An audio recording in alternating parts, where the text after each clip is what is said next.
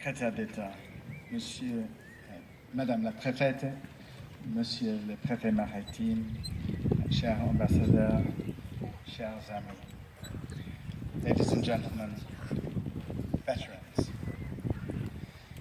We stand here today to honor you, the heroes of D-Day. We have amongst us veterans of the 9th Battalion of the Parachute Regiment.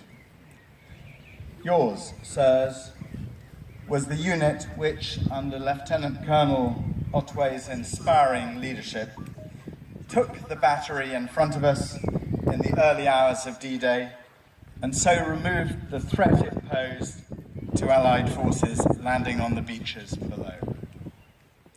Your feat of arms, alongside your fellow airborne warriors who took the bridges over the Caen Canal, Pegasus Bridge, and over the Orne, has entered the annals of D-Day. You paid a heavy price, a very heavy price.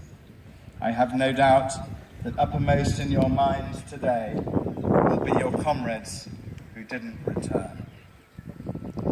It was you who cleared the way for what followed. As the dawn broke and in the ensuing hours, 73,000 American and 83,000 British and Canadian troops came ashore. Liberty regained a foothold on the European continent. 74 summers have passed since the fate of the world hung upon what happened at that seashore.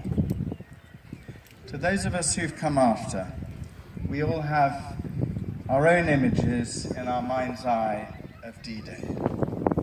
There are the famous stories. Piper Millin playing his bagpipes up and down the beach as the assault troops arrived. The coded messages passed by the BBC to the resistance across France. And then there is the more personal. I remember my father telling me of the excitement at his school and of the air black with Allied aircraft. I remember my first visit to Aramanche, seeing the Mulberry Harbour and imagining the British landing craft negotiating the obstacles and all those young men wading ashore. I'll never forget at this ceremony last year, speaking to Master Sergeant Charles Shea, a US Army combat medic who landed at bloody Omaha Beach in the first wave and spent hours there tending to the wounded, and it's an honor and a pleasure to see you here today. And to have talked to other veterans, British veterans, Allied veterans, and to have met un membre du fameux Kiefer Commando qui a atterri sur les plages. It's those countless acts of quiet heroism that are the story of D-Day too. Your determination to press on, despite the seasickness, despite the fear, despite the horror, the determination not to let your country or your cause, or perhaps above all, your mates down. What happened that day changed your lives forever. And it changed our lives forever. That's why we've taken up the idea from the veteran community of building a British National Memorial not far from here at Vers-sur-Mer. We hope to have as much of it ready as possible by next summer. It will commemorate all those who fought and lost their lives under British command during the Normandy campaign. Not just British Armed Forces personnel, but 19 other nationalities, including French citizens. It's a beautiful sight, overlooking Gold Beach, where some of the first British units came ashore. And we're working closely with our French authorities. Et je veux bien les remercier aujourd'hui parmi vous.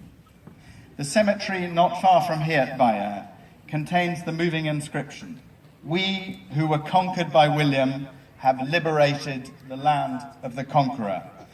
This memorial will be a permanent tribute to all of them. Je souhaite vous remercier, Monsieur le maire, Monsieur le préfet, Madame la préfète et le peuple français et surtout les Normands, pour la manière dont ils veillent sur nos morts et accueillent nos anciens combattants. Je vous remercie du fond de mon cœur. It's an honor to stand before you as the British Ambassador and to be able to thank you and all those from allied nations who fought alongside you for your service and for your sacrifice. Our nations stood by each other then, and we do so today. Finally, I'm fortunate too to be the father of young, very young, Franco-British children who, thanks to you, are growing up in peace and freedom. A couple of years ago, we came on holiday a few miles from here at Ulgat. I watched my kids, then 4 and 2, playing together in the sand, and we visited Merville Cemetery together.